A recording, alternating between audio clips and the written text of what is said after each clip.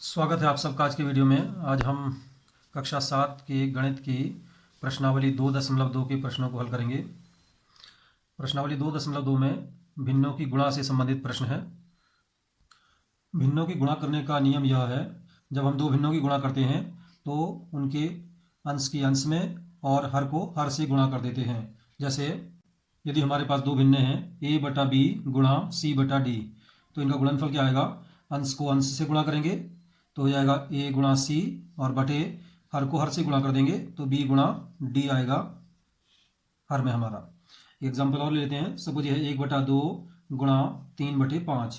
ये दो भिन्न हमारे पास हैं, इनकी गुणा करनी है तो क्या होगा? अंश को अंश से गुणा कर देंगे तो हो जाएगा 1 गुणा 3 अंश में, और बटे में क्या आएगा? 2 से 5 को गुणा कर देंगे तो 2 गुणा 5। अब इनकी गुणा कर लेते हैं। 1 या 3 बटे 2 गुणा 5 यानी कि 10, तो 3/10 इसका उत्तर हो जाएगा। तो इस प्रकार हम भिन्नों की गुणा करते हैं। बहुत सरल है।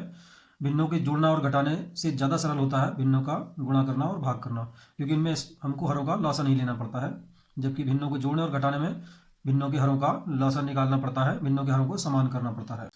भिन्नों को ज्यामितीय रूप से या चित्रीय निरूपण हम आपको बता चुके हैं एक वीडियो में। यदि आपने वह वीडियो नहीं देखा है तो उसको आप जाकर देख सकते हैं। फिर भी एक बार रिवीजन कर लेते हैं। सपोज हमें एक भिन्न है 1/3, इसको रिप्रेजेंट करना हमें ग्राफीय रूप से या ये चित्रीय रूप में। तो जैसे ये एक हमारा वृत्त है, 1/3 का मतलब है 3 में से एक भाग। तो इसके पहले हम 3 भाग करेंगे, 3 बराबर भाग करने हैं, ध्यान रखना है, छोटा बड़ा नहीं होना चाहिए। और उसमें से एक भाग को हम छायांकित कर देंगे तो ये हमारा 1/3 को निरूपित करेगा। यदि होता 2/3 तो हम दो भागों को छायांकित कर देते, तब ये 2/3 को निरूपित करेगा। इसी प्रकार अगर हमें 3/4 को चित्र द्वारा निरूपित करना है तो फिर से हम चलिए सर्कल ही बना लेते हैं। और इसके हम 3/4 का अर्थ है 4 बराबर में से 3 भाग। तो पहले 4 बराबर भाग हम कर लेते हैं इसके। ये 2 भाग हो गए बराबर, इनके फिर आधा आधा कर लेंगे तो 4 भाग बराबर भाग हो गए। इनमें से 3 भाग लेने हैं तो 3 भागों को हमें छायांकित करना होगा इसमें से। तो ये हमारा 3/4 भिन्न को निरूपित करेगा। आइए प्रश्नावली 2.2 के प्रश्न को हल करते हैं। पहला प्रश्न है, ए से डी तक के रेखा चित्रों में निम्नलिखित को कौन दर्शाता है? तो पहले इन्होंने दे रखा हमको प्रश्न 2 गुणा 1/5। 2 गुणा 1/5 का मतलब है कि 1/5 भिन्न को 2 बार दिखाया गया है। ऐसा कौन सा चित्र है ए से सी तक डी तक के चित्रों में? तो 1/5 का मतलब होता है कि 5 बराबर भागों में से एक को छायांकित किया गया है। तो ऐसा और ऐसे 2 चित्र होने चाहिए। तो हम देखते हैं प्रश्न नंबर, ये खंड डी में है जहाँ पर 5 बराबर भाग किए गए हैं और एक को छायांकित किया गया है, और ऐसे 2 चित्र हैं। तो पहला डी को निरूपित करेगा।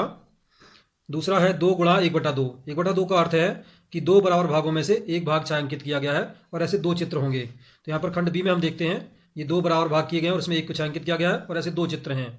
तो दूसरा वाला बी को निरूपित करेगा। तीसरा है 3 गुणा 2/3। 2/3 भिन्न का अर्थ है 3 बराबर भागों में से 2 भाग लिए गए हैं, तो यानी कि 3 बराबर भाग किए गए हों और 2 छायांकित किए गए हों उसमें से। तो पहले में देखते हैं हम यहाँ पर वृत्त के 3 बराबर भाग किए हैं और 2 छायांकित किए गए हैं, और ऐसे 3 चित्र हमारे पास हैं।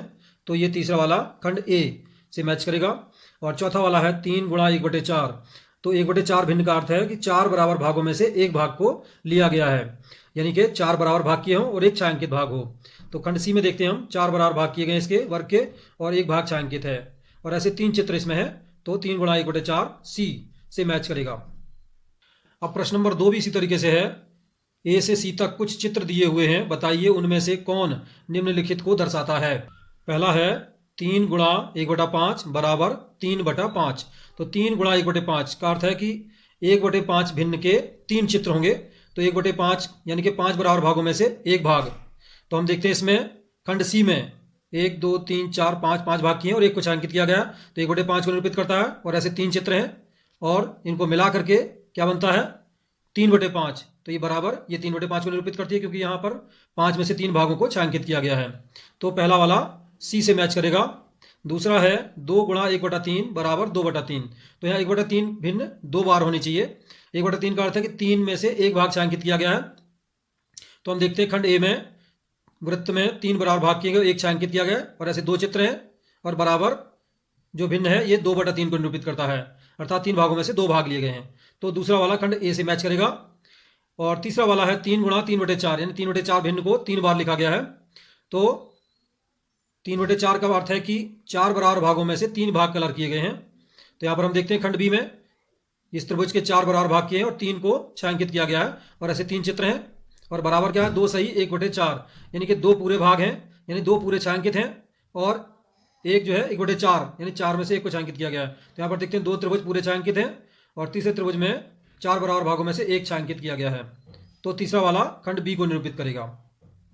प्रश्न नंबर 3 है गुणा करके न्यूनतम रूप में लिखिए और मिश्रित भिन्न में व्यक्त कीजिए। तो इनकी गुणा करना है और इनको न्यूनतम रूप में बना करके फिर मिश्रित भिन्न में इनको व्यक्त करना है। तो आइए इन प्रश्नों को हम हल कर लेते हैं। तो प्रश्न नंबर 3 का पहला खंड है 7 गुणा 3/5। तो पहले इन दोनों की गुणा करेंगे हम क्या करते हैं कि यहाँ पर 7 तो पूर्णांक है और 3/5 एक भिन्न है। हम क्या करते हैं कि इस दोनों को भिन्न के रूप में लिख लेते हैं। 7 को हम ले सकते हैं 7/1 और गुणा 3/5 तो भिन्न के रूप में है ही हमारे पास। अब भिन्नों की गुणा का नियम हमने आपको बताया था कि अंश को अंश में गुणा कर देते हैं, तो ये हो जाएगा 7 गुणा 3 और बटे में क्या आएगा हर को हर से गुणा कर देते हैं 1 गुणा 5। अब इनकी गुणा कर लेते हैं 7 तिया 21/5। अब इन्होंने कहा है कि इसे मिश्रित भिन्न में व्यक्त करना है। चूंकि इसका अंश हर से बड़ा है तो ये विषम भिन्न है और इसे हमें मिश्रित भिन्न में बदलना होगा। उसके लिए क्या करते हैं 5 से 21 को भाग करेंगे हम। तो 5 से 21 को भाग कर लेते हैं, 5 चौके 20 और शेष कितना बचेगा 1। तो मिश्रित भिन्न में कैसे लिखते हैं, जो भागफल आया हमारा ये यहाँ पर सही में आएगा यानी पूर्णांक की जगह आएगा और जो शेषफल आया है ये यहाँ पर अंश में आएगा और हर में जो था वही आ जाएगा अर्थात जो भाजक है हमारा। तो 4 सही 1/5 ये इसका उत्तर होगा। तो इसी प्रकार से हम प्रश्न 3 के बाकी खंडों को भी हल कर लेंगे, बहुत सरल है ये। अब प्रश्न नंबर 4 है। प्रश्न नंबर 4 है छायांकित कीजिए। तो पहला खंड है बक्सा ए के वृत्तों का 1/2 भाग, बक्सा बी के त्रिभुजों का 2/3 भाग और बक्सा सी के वर्गों का 3/5 भाग हमको छायांकित करना है। आइए इसको हम हल कर लेते हैं। तो पहला खंड हमको दिया है कि बक्सा ए के वृत्तों का 1/2 भाग हमको छायांकित करना है यानी कलर करना है। तो ये बक्सा ए दिया हुआ है इसमें हमको, और यहाँ पर हमें क्या है 1 2 3 4 5 6 7 8 9 10 11 12 वृत्त दिए हैं और इसका 1/2 भाग हमको छायांकित करना है। 1/2 का मतलब होता है 2 में से 1 भाग। तो प्रत्येक 2 में से 1 भाग हम कलर कर देंगे इसमें, या यूं कह सकते हैं कि हम 1/2 का मतलब होता है आधा, तो आधे 12 में से आधे यानी कि 6, तो 6 कलर आप कर देंगे। तो ये हमने 6 कलर कर दिए ऊपर के, तो ये हमारा 1/2 भाग को निरूपित करता है। अब ये तो हमें खंड बी दिया है, दूसरा खंड है चौथे का, बक्सा बी के त्रिभुजों का 2/3 भाग हमको छायांकित करना है। तो 2/3 का अर्थ होता है कि 3 में से 2 भाग, तो यानी प्रत्येक 3 त्रिभुजों में से 2 भाग हमको कलर्ड करने हैं। तो जैसे ये 3 है इनमें से 2 हम कलर्ड कर देंगे, इसी तरह इन 3 में से 2 कलर्ड कर देंगे हम, इसी तरह इन तीनों में से भी हम 2 कलर्ड कर देंगे। तो ये हमारा 2/3 भाग को निरूपित करेगा। इसी प्रकार हम तीसरा खंड भी हल कर लेंगे। प्रश्न नंबर 5 है ज्ञात कीजिए। खंड है इसका, पहला खंड है इसका 24 का 1/2। तो यहाँ पर 24 का 1/2 हमें ज्ञात करना है। हम जानते हैं क्या का मतलब होता है गुणा, तो जहाँ पर भी का आएगा वहाँ उस का की जगह हम गुणा लिख सकते हैं। तो ये जाएगा 24 गुणा 1/2, ऐसा लिख सकते हैं इसको हम, का के स्थान पर गुणा लिख लिया गया है।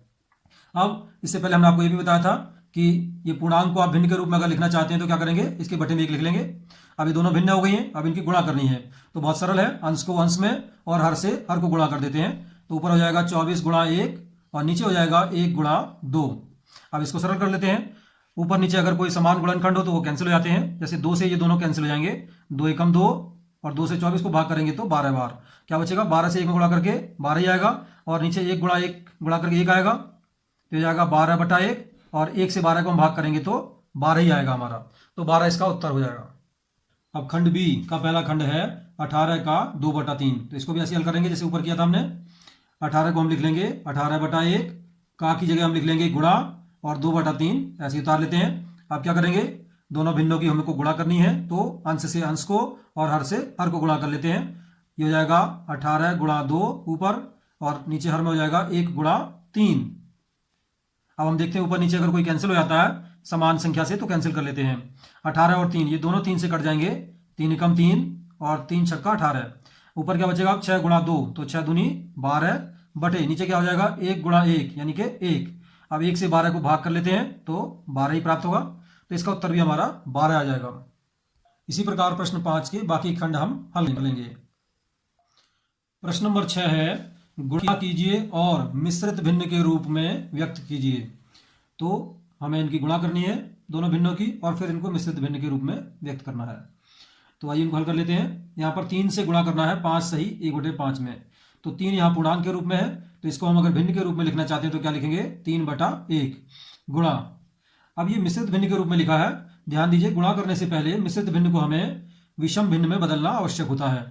इसे विषम भिन्न बदल लेते हैं। 5 से 5 को गुणा करेंगे, 5 पंजे 25, 25 में 1 जोड़ा 26 हो गया, ऊपर 26 आएगा और बटे में जो था वही आ जाएगा 5।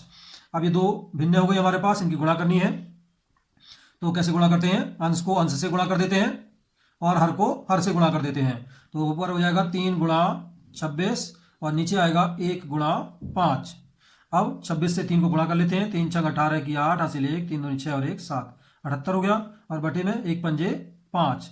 अब हमें वापस इसको मिश्रित भिन्न में बदलना है, तो 5 से 78 को भाग करना पड़ेगा। भाग कर लेते हैं 5 से 78 को।